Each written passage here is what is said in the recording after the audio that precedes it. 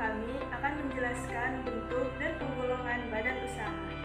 Apa itu badan usaha? Badan usaha merupakan suatu kesatuan yuridis dan ekonomis dan faktor-faktor produksi dan bertujuan untuk mencari laba atau memberikan layanan kepada masyarakat. Yang dimaksud kesatuan yuridis adalah karena badan usaha umumnya berbadan hukum. Sedangkan yang dimaksud kesatuan ekonomis adalah karena faktor-faktor produksi badan usaha terdiri atas sumber daya alam, modal, dan tenaga kerja yang dikombinasikan untuk mendapat laba atau memberi layanan kepada masyarakat. Baiklah, terima kasih kesempatan yang telah diberikan kepada saya untuk menyampaikan jenis-jenis badan usaha.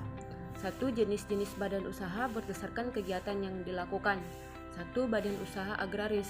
Badan usaha agraris adalah badan usaha mengelola sumber daya alam untuk menghasilkan suatu barang tertentu, misalnya perkebunan kelapa sawit dan peternakan ikan. Kedua, badan usaha ekstraktif. Ini adalah badan usaha yang kegiatannya mengambil apa yang telah dihasilkan oleh sumber daya alam, misalnya penangkapan ikan hasil laut. Yang kedua, pengambilan rotan. Yang ketiga, pertambangan emas.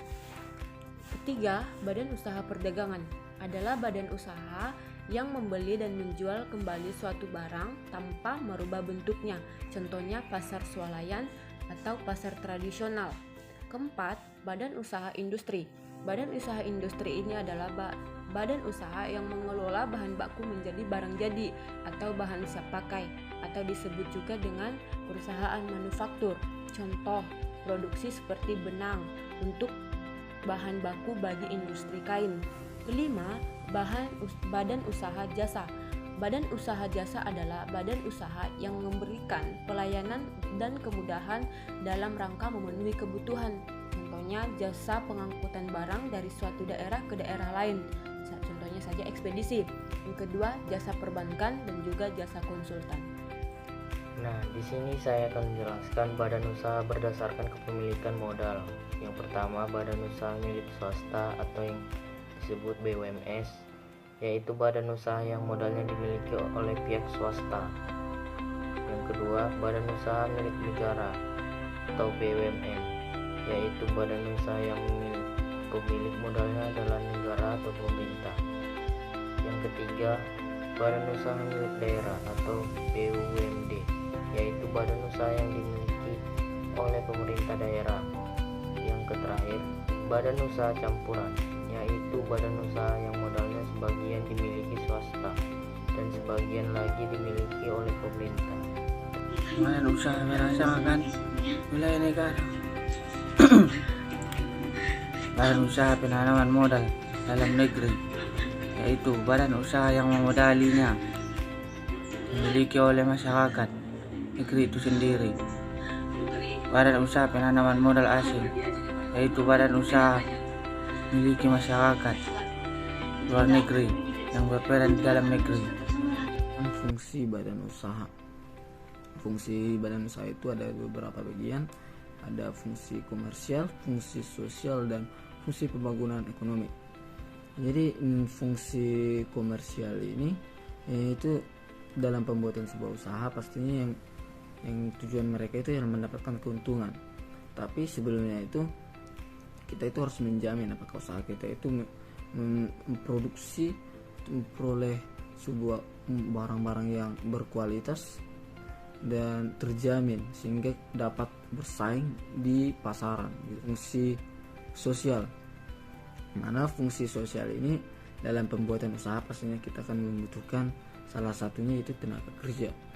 Nah, mungkin banyak orang yang dalam pengambilan tenaga kerja mereka lebih mengutamakan orang-orang di luaran daripada di sekitaran mereka, padahal di sekitaran mereka itu mungkin banyak juga yang mempunyai kualitas yang bermutu dalam melakukan sebuah pekerjaan. Ketika pengambilan tenaga kerja, kita lebih baik mengambil orang-orang yang ada di sekitaran atau di daerah itu, sehingga kita itu usaha kita yang di situ itu dapat membantu orang-orang di situ dan sehingga dapat sejahtera dan lebih makmur dan lebih maju lagi. Mungkin itu adalah salah satunya. Nah, yang ketiga itu fungsi pembangunan ekonomi, dimana ketika kita membuat sebuah usaha pastinya itu sudah membantu negara atau pemerintah, karena pemerintah tidak harus membuat sebuah usaha itu, dan pemerintah tidak harus selalu membuat sebuah usaha biar dapat mengurangi pengangguran. Tapi dengan kita bertindak, melakukan sebuah usaha dengan kemampuan kita, maka kita dapat membantu orang-orang yang di sekitar kita, sehingga tingkat pengangguran di daerah kita atau di negara kita itu semakin berkurang. Dan jika usaha kita itu sangat bermutu dan berkualitas, maka tidak tertutup kemungkinan pengusaha-pengusaha yang lain, investor-investor luar dapat bekerja sama dengan usaha kita, sehingga itu sangat membantu sebuah negara. Di sini saya akan menjelaskan bagaimana cara memilih jenis usaha yang baik dan menguntungkan. Nah, yang pertama itu pilihlah jenis usaha yang kita minati. Dan yang kedua, membuat daftar usaha yang kita minati. Yang ketiga, pelajari. Keempat, menyesuaikan ataupun sesuaikan daya modal yang Anda miliki. Yang kelima, pilihlah lokasi yang tepat ataupun strategis. Dan yang terakhir, cari tahu produk Anda diminati ataupun tidak.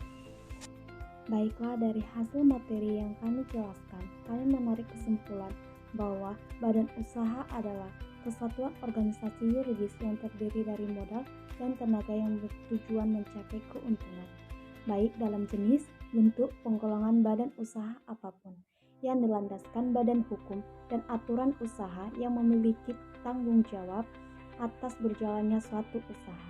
Sekian hasil dari presentasi kami ucapkan terima kasih.